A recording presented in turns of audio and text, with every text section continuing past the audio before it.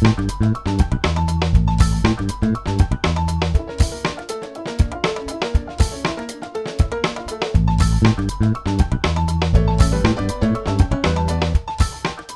think my talk today is going to follow on quite nicely to some of the questions that have been raised, because what we're looking at specifically is the role of the board and national governing bodies of sport. So really this follows, to give a bit of a very, very brief context. Governance has been a key issue since the 1980s, where there were many corporate failures and many reports were produced in the commercial sector. We've seen recently, or more recently, governance has become a key issue in charitable organisations, non-profit organisations and the voluntary sector. And of course there's been a range of codes aimed at the corporate sector, also aimed at the voluntary sector, and now of course with the Sport and Recreation Alliance producing a code aimed at the sports sector as well. So we like to think that our research looking at what boards are doing really fits in with that, and that's really what we're looking at with our report, which I'm told will be here. It's on its way from the printers. It will be here in the coffee break back in room 415, hopefully in about an hour's time. So obviously you can help yourself to a copy of the hard copy of the report, but everybody here will get a electronic version as well sent to them. What we're looking at really is just some key issues around the role of the board and reporting back to you guys what we found. We're not making any recommendations. Obviously, if there are any NGBs that want sort of further guidance, I would always point them in the direction of Sport and Recreation Alliance's code, because that's very, very useful and a good reference point. Okay, so just a very brief background into the actual survey. We surveyed all NGBs in England, well, in the 4 home countries. You can see the number of recognised NGBs there.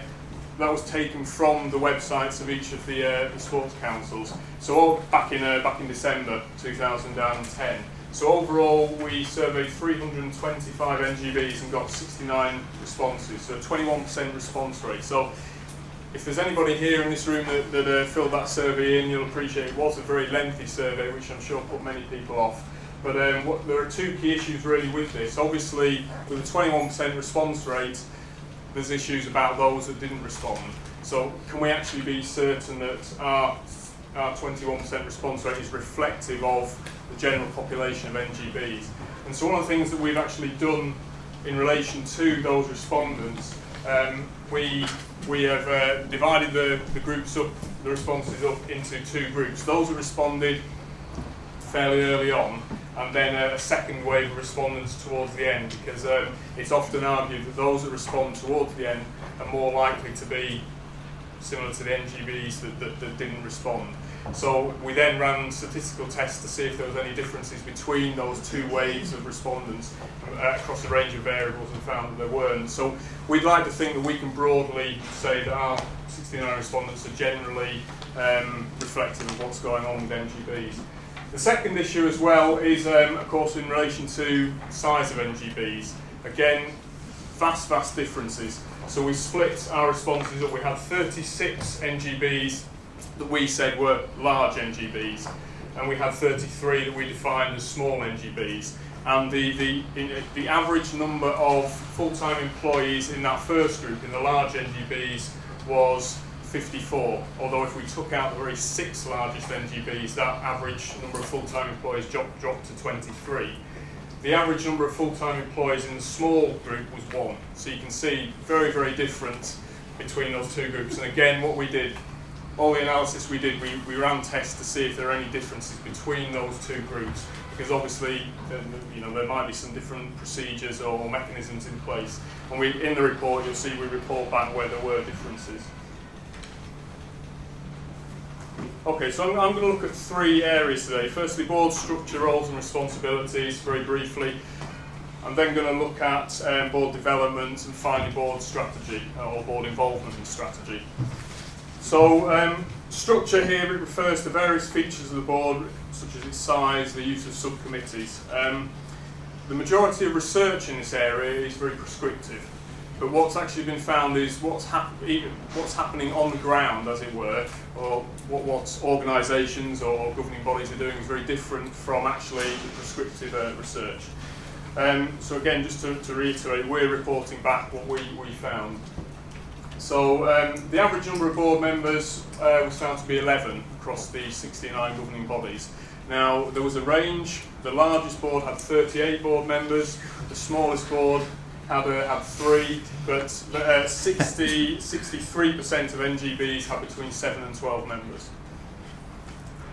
The majority of NGB boards are entirely volunteer run. 65% had no paid executives on their boards, and 25% of NGBs overall actually had no paid full-time employees anyway. 52% had at least one independent non-executive director on the board. And in the survey, we defined a non-executive director as people from outside the sport who bring particular specialist skills required by the NGB. So almost half of NGBs surveyed didn't have an independent non-executive on their board. This is obviously quite a key issue in the context of the football industry. In the recent select committee inquiry, obviously there's calls for more independence on the board of the FA, so it's right at the sort of the very, very large NGBs. The average number of board meetings per year was 6. Some held as few as 3 board meetings, some had as many as 15. And then also on average more than 4/5, so 83% of board members usually attended board meetings. The following chart looks at, it gives an idea of how formalised the NGB boards currently are. So it shows the percentage of NGBs that have instituted various board practices. So you can see that the majority of NGBs reported that they have a description of the role of the board in their constitution. The majority of them have formal subcommittees, although it was found that for small NGBs, those again with between 0 and 4 full-time members of staff, that was less likely to be the case compared to the larger NGBs. 85% of NGBs allocated board members specific roles, and then 57% said there was a description of the role of individual board members in the constitution, and 32% said that they had a board manual, so basically describing sort of the policies and procedures of the board for board members. One area in the academic literature in relation to governance and board governance that non-profit organisations and also non-profit sport organisations have faced is particularly in relation to board composition, and that's appointing people with the right skills, experience required on the board. Again, we had a range of board issues or processes on the left-hand side, and we asked NGBs to demonstrate to what extent they agree or strongly agree with these particular statements. So you can see there that more than 3/4 of the board said that board members have the needed experience and background to be effective. So still one in 4 NGBs saying that board members don't have the experience necessary. Board members understand and contribute constructively to issues being discussed, again, almost 3/4, but again, obviously, 1/4 of boards reported back that that wasn't the case. Overall, 67% said board members have the appropriate skills to understand the complexities of NGBs. Almost 70%, 66% said that the board members were contributing to making the board function effectively. And then these lower two, this last one in particular, board members commit sufficient time to perform their responsibilities. Overall, 53% agreed with that. So again, almost half say that that's not the case. But when you take into the fact that the majority of boards are obviously run by volunteers, that might be a reason for that. Sorry to interrupt. Sure. Could you explain what these numbers are? You've got 25 and 51. Sorry, yeah. So 25 and 51. The blue is strongly agree. Is that numbers of? It's a percentage of NGBs that reported that back. I see. So there's another percentage that says don't know, don't care, didn't answer. Exactly. Okay. Yeah. So we're just reporting about the strongly agree and the agree with these statements. Can you draw a conclusion of saying a small board that give a lot of commitment and sufficient time is a more powerful board? In what sense do you mean by more powerful? Well, sorry, not powerful, more higher performing board. So in this instance, you've got 51% are unable to sufficiently give time. You know, one solution the board might be is double the number of people involved to split the time, or is it if you had 4 or 5 people that are contributing a good level amount, you would have a high performing. Can you draw any conclusions that way? I suppose we could make some conclusions from this, but of course one of the difficulties about making certain conclusions is obviously the individual NGBs function differently, so there are certain idiosyncrasies about various organisations. But I suppose that's one thing that you could potentially make,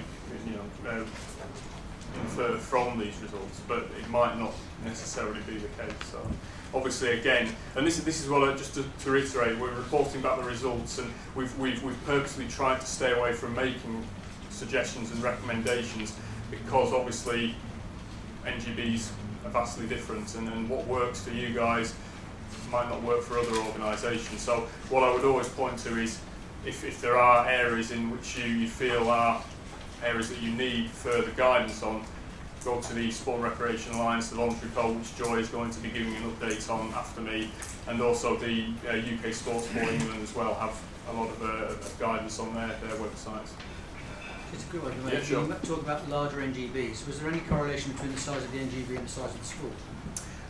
Between the size of the NGB and the size of the sport? Yeah, I mean, will some have big boards but actually a small participation level of the game? Or are they well correlated? One of the things we also asked in this was how many members the organisations have, or member clubs and member organisations. So we haven't actually looked at that particular issue, but that's one of the things that we're going to do. I was going to mention this at the end, is following this survey we're going to be doing further analysis of the data to look at a bit more sophisticated analysis and various correlations between things. Thank you. Okay, so second issue, just we looked at the issue of board development. Now, I think board development can be used as a term to summarise the various activities that boards do to try and ensure that they function effectively. And I think you can look at it in three different areas. You can look at recruitment and selection, because obviously identifying and recruiting particular people required by a board is important. Induction and training, so what are directors offered when they're actually on a board? Are they offered the right sorts of opportunities to update their skills, for instance? And then also monitoring and evaluating the performance of the board. And sorry, as an aside, I should have mentioned this at the start. I use the term director, but I know that for a lot of NGBs, it won't be called a board. It might be a committee structure, for instance. It might be a committee members, but in what we use the term board just to try and use a consistent term. Okay, so in relation to recruitment and selection, there's best practice guidelines are available within a variety of codes, including the Sport and Recreation Alliance code. We asked the survey members we had a number of statements, asked these NGBs to what extent these particular processes were in place. So the blue part is in percentage is to some extent, and the red is to a strong extent. So you can see 58% overall of NGBs said that co-options were used to recruit individuals with skills and experience. Almost 50% said that strategies were in place to ensure the diversity of new board members. But clearly you can see here, when you compare back to the previous slides, this is an area where many boards don't put in formal recruitment procedures. So for instance, 31% said competency and skills profiles are developed and used to nominate board members. And 28% said the candidates are interviewed formally and appointed on merit. Quite an interesting one. This sort of goes back to the gentleman's point earlier about having volunteer members who might often be difficult to manage.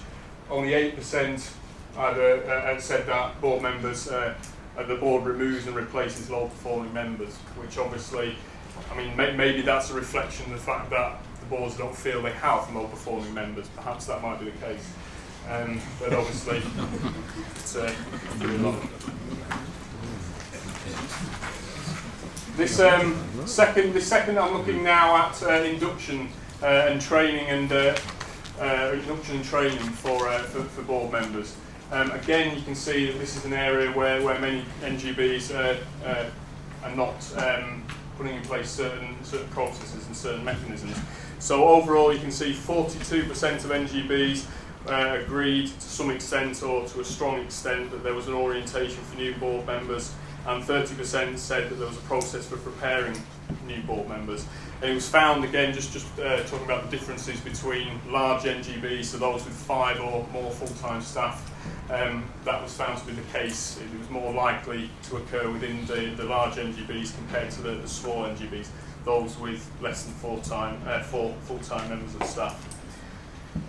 There's a need for ongoing training to ensure board members can update or develop the skills, and it's interesting, you can see here the majority of NGBs right at the top, 64% agreed when asked if there's a plan to strengthen the board, although obviously that plan to strengthen the board doesn't include training for board members. There's only 24% stated that was the case.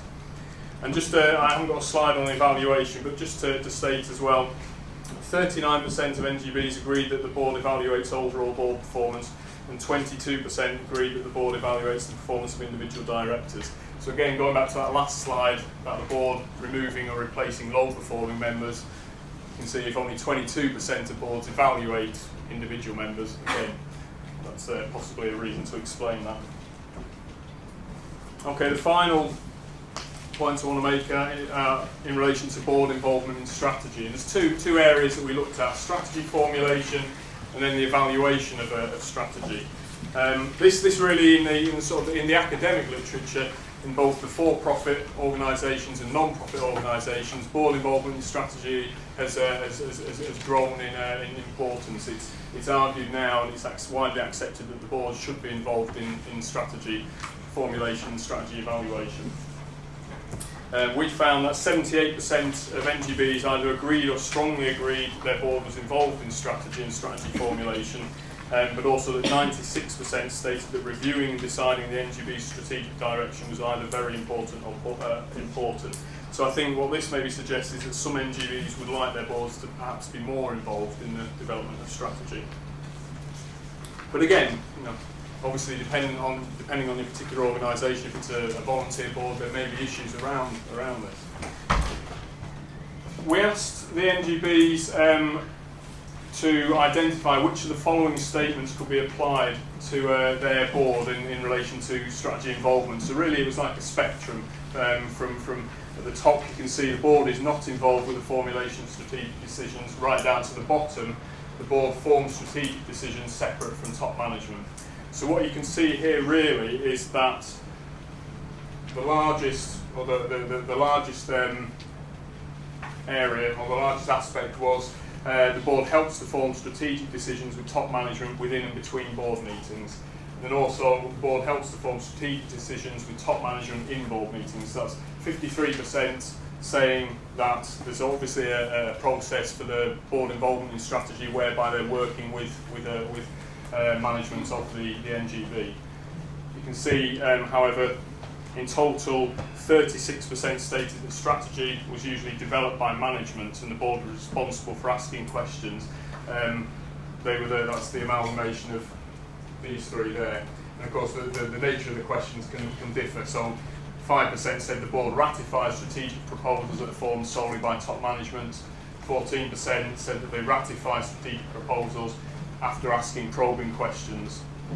17% they actually ask probing questions and at least the revisions of strategic proposals by top management. Same thing, spectrum in relation to board involvement in strategy evaluation.